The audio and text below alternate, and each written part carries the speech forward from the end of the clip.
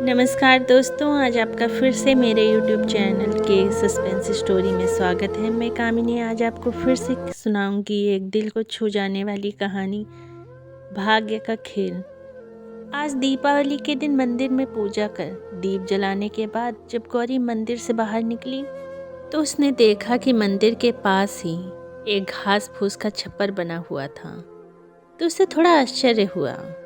दियों और रंग बिरंगी रोशनी से चारों ओर प्रकाश ही प्रकाश था, लेकिन यहाँ कोई दीप नहीं जल रहा था और उसने वही छप्पर भी कभी पहले नहीं देखा था। तो कौतूहलवश वो पास गई और जाकर देखा तो उस छप्पर के नीचे कोने में एक बूढ़ी महिला बैठी हुई थी। गौरी ने थोड़ा प्रसाद उस महिला को भी दिया। उस महिला ने गौरी को बहुत सारे आशीर्वाद दिए और फिर गौरी अपने घर लौट आई। गौरी प्रत्येक दिन मंदिर जाया करती थी। एक दिन उसने देखा कि वृद्ध महिला बेसुध सी लेटी हुई थी। उसे लगा कि जैसे वह महिला बीमार हो। यह सोचकर वह उसके पास गई और पूछने लगी, मैं हर रोज़ आपको यहाँ बैठे हुए देखती हूँ, लेकिन आज क्या बात है? आपकी तबीयत ठीक नहीं लग रही? यह लीजिए, थोड़ा सा खाना लाई हूँ, खा लीजिए।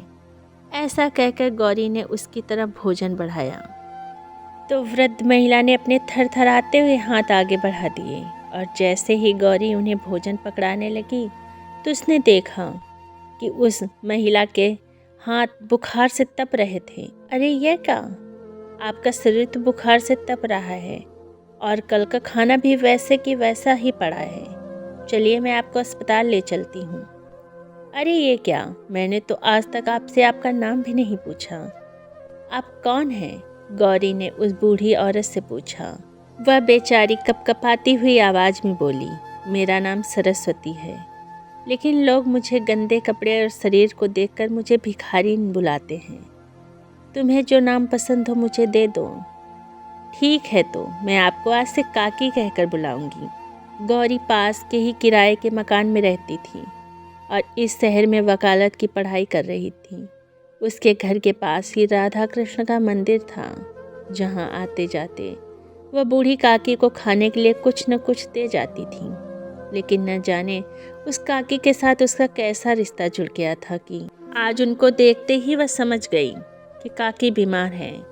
काकी की उम्र लगभग 75 वर्ष होगी और ज़्यादा चल फिर भी नहीं सकती थी, लेकिन आज वह कुछ ज़्यादा ही कमज़ोर लग रही थी।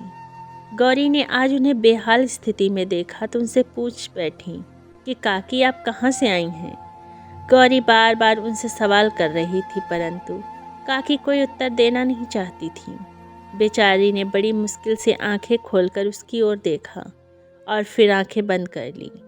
यह देखकर गौरी ने कुछ सोचा और फिर अपने घर जाकर काकी के लिए बुखार की दवाई लेकर आई और बोली, काकी पहले खाना खा लीजिए, फिर यह दवाई खा लेना। देखना थोड़ी ही देर में आपकी तबीयत ठीक हो जाएगी। तब बेचारी काकी ने बड़ी मुश्किल से एक रोटी खाई। यह देखकर गौरी सोचने लगी कि मैं भी कितनी बुद्धू हूँ। अगर रोटी की जगह काकी के लिए दलिया या खिचड़ी लेकर आती तो शायद काकी आराम से खा लेती। दादी के दांत नहीं, इसलिए वो रोटी मुश्किल से खा रही हैं। जैसे तैसे काकी ने रोटी खत्म की तो गौरी उन्हें दवाई देने लगी और फिर अपने घर चली गई। थोड़ी देर बाद गौरी कॉलेज को निकली, लेकिन बार बार काकी की झुर्री भरा चेहरा उसके सामने आ रहा था। शाम को जब गौरी घर वापस लौटी तो जल्दी से ही खिचड़ी बनाकर और दवाई लेकर काकी के पास पहुंच गई तो देखा कि काकी अब उठकर बैठी हुई थी। लगता है बुखार की दवाई ने अपना असर दिखाया। काकी को बैठे देख गौरी को बड़ी खुशी हुई। अगले दिन जब सुबह मंदिर गई तो जाकर काकी के पास थोड़ी देर बैठ गई और बोली, काकी अब आपकी तबीयत कैसी है? गौरी को देखकर काकी का उदासी भरा चेहरा भी थोड़ी देर के लिए मुस्कुरा उठा। फिर काकी बोली, बिटिया मेरी चिंता मत किया करो। तब गौरी ने कहा, काकी एक बात पूछूं, क्या आपका इस दुनिया में कोई नहीं है? कोई बेटा या बेटी या फिर कोई रिश्तेदार जिसे आप अपना कह सको, जो आपका ख्याल रख सके? गौरी की बातें सुनकर काकी के चेहरे पर फिर से उदासी छा गई। उनकी आंखें भर आईं। पुरानी तकलीफ़ों की लकीरें फिर से गहरी हो उठीं और बोली, ईश्वर से प्रार्थना करती हूँ कि तुम्हारा जीवन खुशमय हो, तुम सदा खुश रहो, तुम्हारी उम्र लंबी हो, दुख की परछाई भी तुम्हारे पास ना आए। इस पर गौरी ने कहा, अरे ये क्या काकी, इतना कुछ नहीं किया मैंने, जितने आशीर्वाद आप दे दिए। लेकिन काकी, अभी तक आपने मेरे सवाल का जवाब नहीं दिया। यह बात सुनकर काकी बोली, बिटिया, मेरा भी भरा पूरा परिवार है, लेकिन इसे किस्मत का खेल समझ लो या भाग्य की विडंबना कि सब कुछ होते हुए भी इस अभागन को ऐसे जीना पड़ रहा है। जब मेरी शादी हुई थी तो हमने बड़ी गरीबी में गुजारा किया था। मैंने ससुराल आते ही सारी जिम्मेदारियां उठा ली थी। एक पत्नी, एक बहू, भाभी, सब किरदार बड़े ही अच्छे से निभाए। कभी किसी को शिकायत का मौका नहीं दिया। सबकी लाडली थी मैं और अपने ससुराल में आकर ऐसे बस गई कि जैसे उस घर की बेटी हूँ। सास ससुर तो मेरी तारीफ करते नहीं थकते थे। शादी के पूरे 8 साल तक मुझे संतान सुख प्राप्त नहीं हुआ था। 8 वर्ष के बाद भगवान ने 2 बेटे दिए तो मैं खुशी से फूले ही नहीं समाती थी। अपने बेटों को देखकर पैसा भले ही अधिक न था, लेकिन अपने बेटों का पालन पोषण बड़े अच्छे से किया था। सास ससुर की बीमारी और सब खर्च मेरे पति अकेले उठाते थे। एक समय के बाद मेरे सास ससुर भी चल बसे। अपने परिवार में हम सब बहुत खुश थे। मेरे पति हमेशा यही कहते, हमने पिछले जन्म बहुत अच्छे कर्म किए होंगे जो ईश्वर ने हमें 2 बेटे दिए हैं। हमारा घर तो बेटे बहू पोते पोतियों से भरा पूरा रहेगा। मेरे पति की किराने की दुकान थी, जिससे हमारा घर का खर्चा आराम से चल जाता था। भगवान की दया से किसी चीज़ की कोई कमी नहीं थी। मेरा बड़ा बेटा पढ़ने में बहुत होशियार था, लेकिन उसे दुकान पर बैठना बिल्कुल पसंद नहीं था, तो उसके बाबूजी ने अपने जीवन की जमा पूंजी भी उस पर खर्च करने में जरा भी संकोच नहीं किया। बड़े शहर में भेजकर अच्छी शिक्षा दिलाई और देखते ही देखते वह इंजीनियर बन गया। लेकिन उसके बाद वह बड़े शहर का ही होके रह गया। अपने पसंद की अमीर घर की लड़की से उसने शादी कर ली और फिर तो अपने घर आना ही छोड़ दिया उसने। यह सुनकर गौरी को बहुत दुख हुआ और कहने लगी, अच्छा काकी, आपके दूसरे बेटे के बारे में तो कुछ बताइए। फिर काकी ने कहा, दूसरा बेटा पढ़ने में इतना अच्छा नहीं था, लेकिन रंग रूप में सुंदर था। जब उसके बाबूजी ने उसे अपनी दुकान पर बैठने को कहा तो उसने हमारी एक न सुनी, उल्टा हमें ही 10 बातें सुना दी। आप लोग तो चाहते हैं मैं जीवन भर आप लोगों की सेवा करता रहूं। बड़े भैया को तो आपने इतनी ऊंचाई पर पहुंचा दिया और मुझे इस छोटे से शहर में रहने को कहते हैं। इतना कहकर मेरा छोटा बेटा भी दूसरे शहर में जाकर नौकरी करने लगा और धीरे धीरे उसने भी आना जाना कम कर दिया। हम लोगों ने उसके लिए अपनी पसंद की लड़की देखनी चाहिए तो उसने साफ साफ मना कर दिया और अपनी पसंद की एक मॉडल लड़की से कोर्ट में जाकर कोर्ट मैरिज कर ली। हमें तो उसने केवल खबर पहुंचा दी कि उसने शादी कर ली है। पर्व त्योहार पर भी जब उसे बुलाते तो आता नहीं था। एक रोज़ पड़ोसी का बेटा, जो मेरे छोटे बेटे का मित्र था, उसने आकर बताया कि आपका छोटा बेटा तो मुंबई में मॉडलिंग करके खूब कमाई कर रहा है। उसने मुझे अपनी एक फ़ोटो भेजी थी। इतना कहकर काकी बोली, दुनिया में मेरे बेटों ने अच्छी पहचान बना ली, लेकिन जिसने दुनिया में उनकी पहचान करवाई उस माँ को तो उन्होंने दर दर की ठोकर खाने के लिए छोड़ दिया। बेटों की बेरुखी ने मुझे और मेरे पति को अंदर तक तोड़ कर रख दिया था। समय बीतने के साथ साथ मेरे पति शरीर से ज़्यादा मन से बीमार रहने लगे थे। दिन रात अपने बेटों की याद में डूबे रहते थे, ना खाते थे न पीते थे। धीरे धीरे उनकी ऐसी हालत हो गई कि उन्होंने दुकान पर जाना भी बंद कर दिया। बस अपने बेटों की तस्वीर को निहार निहार कर रोते रहते। एक रोज़ मैंने अपने दोनों बेटों को फ़ोन किया और कहा, तुम्हारे बाबूजी की तबीयत बहुत ख़राब है और तुम्हें दिन रात याद करते हैं, एक बार उनसे आकर मिल लो। इस पर बड़े बेटे ने कहा, माँ कैसी बातें करती हो, आपको मालूम नहीं कि यहाँ पर कितना व्यस्त रहता हूँ। अगर 2-3 दिन के लिए आपके यहाँ आ जाऊँगा तो काम छूट जाएगा, तो मालूम है मेरा कितना नुकसान हो जाएगा। अब बाबूजी से मिलने के लिए मैं अपना इतना बड़ा नुकसान तो नहीं करवा सकता, मैं इतना भी बेवकूफ़ नहीं हूँ। और दूसरा बेटा बोला कि मेरे पास बिल्कुल भी वक्त नहीं है, मेरी पत्नी भी नौकरी पर जाती है और मुझे घर और बच्चों के लिए भी समय निकालना पड़ता है। ऐसा कहकर छोटे बेटे ने भी अपना पल्ला झाड़ लिया। और फिर एक दिन ऐसा आया जिसकी मैंने कल्पना तक नहीं की थी। बेटों की याद में मेरे पति दुनिया छोड़कर चले गए और मुझ अभागन को इस निर्दयी दुनिया में अकेला छोड़कर नए सफ़र पर निकल गए। भाग्य की विडंबना तो देखो, 2 बेटों के होते हुए भी अपने पति की अर्थी को कंधा देने के लिए कोई नहीं आया। यह काम भी आसपास के लोगों ने किया। शायद उनके नसीब में यही लिखा था। जैसे जैसे उनकी चिता जल रही थी, वैसे वैसे मेरा मन भी अंदर तक जल रहा था। मन ही मन यह सोच हैरान हो रही थी कि क्या इसी दिन के लिए भगवान ने मुझे 2 बेटे दिए थे। ऐसे बेटे का होना या न होना एक जैसा ही है। कितनी फूटी किस्मत थी कि पिता की मौत पर एक भी बेटा आंसू बहाने नहीं आया। घर आकर अपने पति की तस्वीर के सामने बैठकर मैं फूट फूट कर रोई कि अब मैं अकेली इस घर में कैसे रहूँगी। अब मैं किसका इंतज़ार करूँगी? कौन खाना खाने के लिए आएगा? कौन मुझे बार बार चाय बनाने के लिए कहेगा? अपने पिता की 13वीं पर 2 बेटे आए थे, उनसे मिलकर मैं खूब रोई थी। दिल को एक सुकून भी मिला कि चलो कम से कम मुझसे मिलने तो आए। लेकिन 13वीं के अगले दिन ही मेरा बड़ा बेटा मुझसे बोला, माँ, मैं अपना मकान बनवा रहा हूँ, इसलिए मुझे पैसे चाहिए।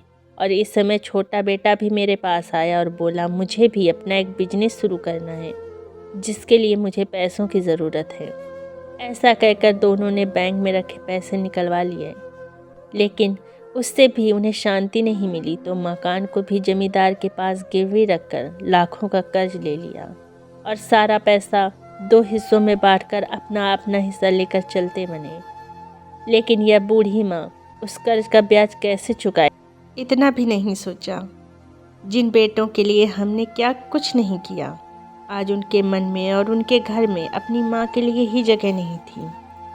इतना कहकर काकी फूट फूट कर रोने लगी और फिर बोली कि मेरा पूरा दिन रोते रोते ही गुजर जाता था। पति के गम में तो मेरा खाना पीना ही छूट गया, जिस कारण शरीर में जान ही नहीं बची। दोबारा कभी ना तो बेटों का फ़ोन आया और ना वह खुद आए।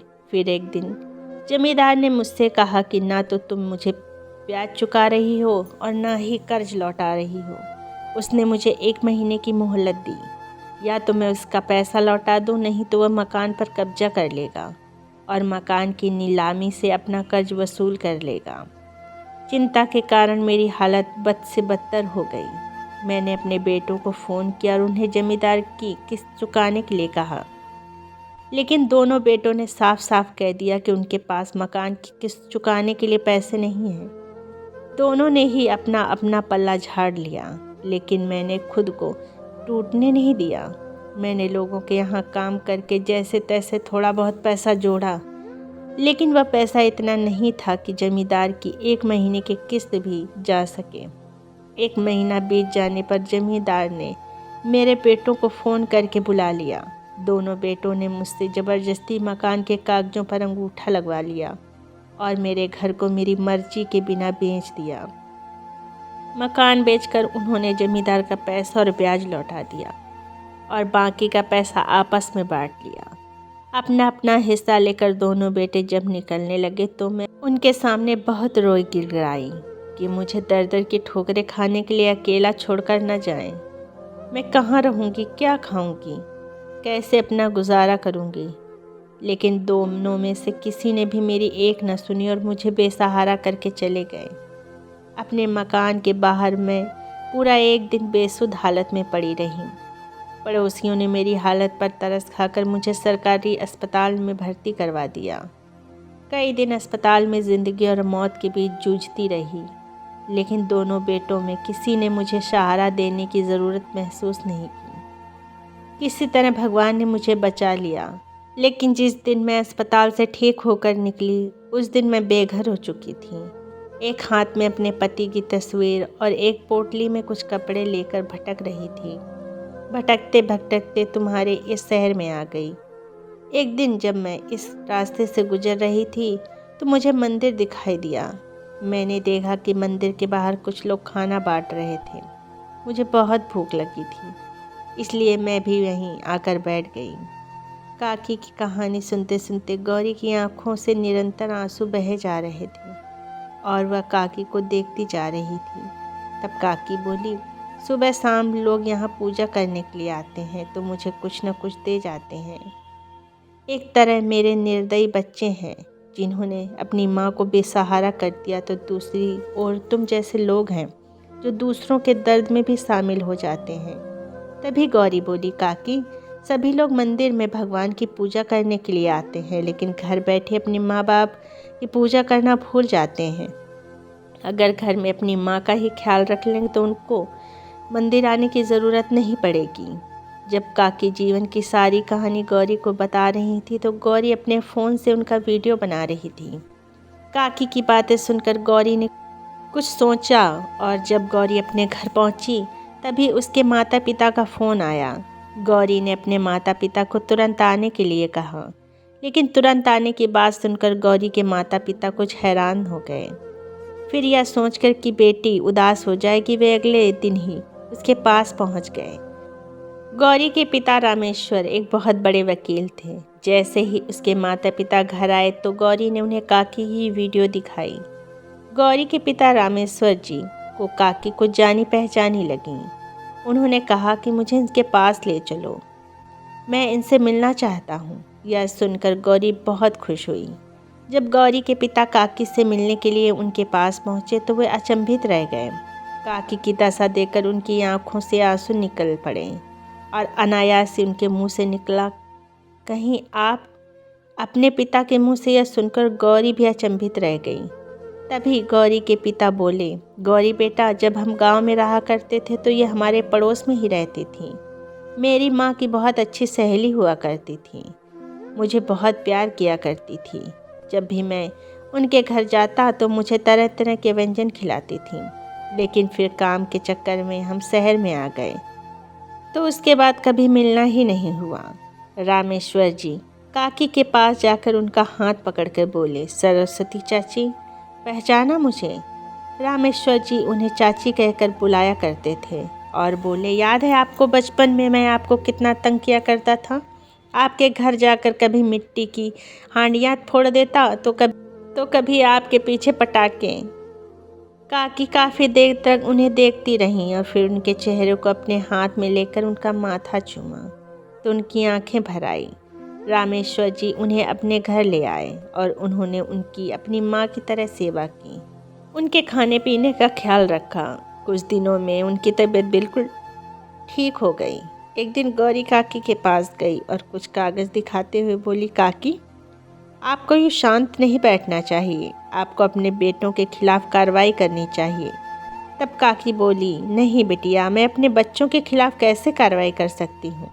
तभी पीछे से रामेश्वर जी बोले, चाची, यह लड़ाई पैसों की नहीं बल्कि आत्मसम्मान की है। मैंने देखा कि आपने कितना त्याग करके अपने बच्चों को पढ़ाया लिखाया, इस काबिल बनाया कि आज उनके पास किसी चीज़ की कमी नहीं है। फिर भी वह अपनी बीमार माता पिता को वक्त नहीं दे पाए, अपनी बूढ़ी माँ को अपने पास नहीं रख पाए। धिक्कार है ऐसे बच्चों पर। आपको देखकर दूसरे लोगों को भी प्रेरणा मिलेगी कि अपने जन्मदाताओं को इस तरह बेसहारा कर देना बिल्कुल गलत है।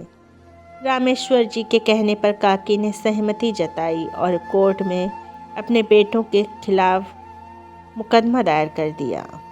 दोनों बेटों के पास नोटिस भेजा गया। नोटिस देकर उनके पैरों तले ज़मीन खिसक गई। छोटे बेटे ने अपने बड़े भाई को फ़ोन किया और बोला, भैया, माँ तो मर चुकी थी, तो फिर यह नोटिस हमें किसने भेजा है? छोटे की बात सुनकर बड़ा बोला, कैसी बातें कर रहा है तू? मरकर भी कोई जिंदा होता है क्या?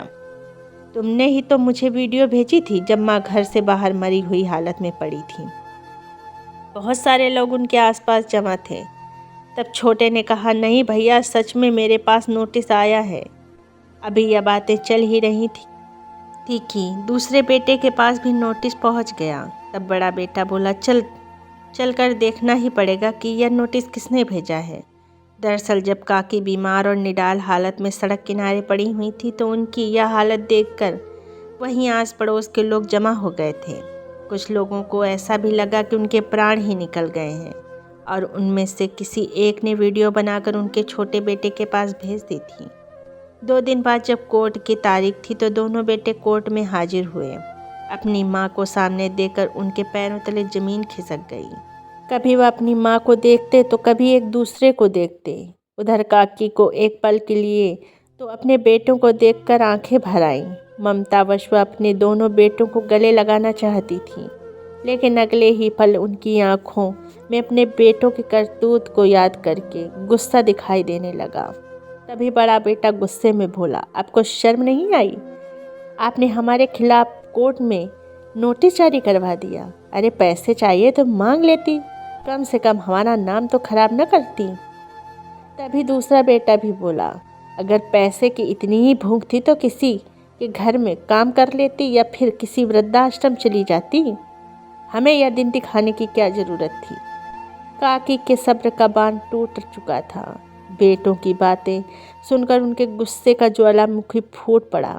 अच्छा, तुम्हारी इज्जत उस वक्त कहाँ गई जब मैं तुम्हारे आगे रो रही थी, गिड़गिड़ा रही थी? तब तुम्हारी इज्जत कहाँ गई थी जब मैं सड़कों पर दर दर की ठोकरें खा रही थी?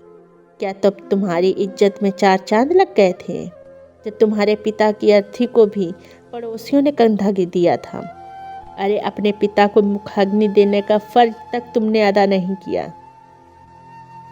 अपने अपने क्षेत्र में तो तुमने खूब तरक्की की और नाम कमाया, लेकिन वह तरक्की किस काम की जो बेटों को अपनी माँ बाप से इतना दूर ले जाए कि उन्हें माँ बाप का दुख, दर्द और आंसू भी न दिखाई दें। अरे शर्म करो, ऐसी औलादों से तो बे औलाद होना ही अच्छा है। तुम्हारे कर्मों की सज़ा तुम लोगों को ज़रूर मिलेगी, आज नहीं तो कल मिल ही जाएगी। अपनी माँ की यह बातें सुनकर दोनों बेटे अवाक से खड़े रह गए। उस समय जज साहब ने दोनों बेटों को अंदर बुलाया। गौरी भी काकी को लेकर अंदर गई। पूरा मामला सुनने के बाद जज साहब ने फैसला सुनाया कि एक निश्चित समय पर एक निश्चित राशि दोनों बेटों के द्वारा अपनी मां को दी जाएगी और दोनों बेटे बारी बारी से पूरे सम्मान के साथ अपनी मां को अपने पास रखेंगे और यदि वे ऐसा करने में असफल रहे तो उनके खिलाफ कानूनी कार्रवाई की जाएगी। यह फैसला सुनते ही रामेश्वर जी खुश हो गए और गौरी तो खुशी के मारे काकी के गले ही लग गई। काकी को गले लगाते हुए गौरी बोली, काकी आप जीत चुकी हैं, अब आपको हर महीने आपके बेटे पैसे देंगे और आपको अपने साथ रखेंगे। गौरी ये सारी बातें कहती जा रही थी, लेकिन इस समय गौरी ने महसूस किया कि काकी के शरीर में जान ही नहीं थी। उसने जैसे ही काकी की ओर देखा तो वह हैरान रह गई, क्योंकि काकी तो इस निर्दयी दुनिया को छोड़कर जा चुकी थी। वैसे तो काकी जीत चुकी थी, लेकिन अपने बेटों के घर जाने से पहले ही उन्होंने अपने प्राण त्याग दिए। उनके बेटों को तो लगा माँ ने कोर्ट में घसीट कर हमसे बदला ले लिया, लेकिन उस समय माँ के दिल पर क्या बीत रही होगी यह वह नहीं जानते थे। शायद काकी अपने बच्चों की एक झलक पाने के लिए ही जिंदा थी, जो अपने अंतिम समय में बस अपने बच्चों को देखना चाहती थी। उन्होंने कभी नहीं सोचा होगा कि उन्हें ऐसा दिन भी देखना पड़ेगा और अपने बच्चों पर ही केस करना पड़ेगा। अपने बेटों के व्यवहार को वह झेल नहीं पाई और अंत में इस निर्दयी दुनिया को छोड़कर चली गई। यह बात जब उनके बेटों को पता चली तो वो दौड़ते दौड़ते उनके पास आए और अपनी माँ को पुकारते हुए रोने लगे। एकटक अपनी माँ को देखे जा रहे थे, लेकिन जैसे ही उन्होंने अपनी माँ को छूना चाहा तो गौरी ने उन्हें रोक दिया और चिल्लाकर बोली, मैं तुम जैसे निर्दयी और पापी लोगों को इस देवी पुण्य आत्मा को छूने नहीं दूंगी। तुम लोग इनका अंतिम संस्कार नहीं करोगे। काकी के पार्थिव शरीर को गौरी और उसके पिता अपने घर ले गए और वहीं से उनका अंतिम संस्कार किया। दोस्तों, ये कहानी आपको पसंद आई हो तो प्लीज़ चैनल को सब्सक्राइब करिएगा, वीडियो को लाइक करिएगा, अपने फ्रेंड्स के साथ शेयर करिएगा। मेरे वीडियोस देखने के लिए आपका दिल से धन्यवाद।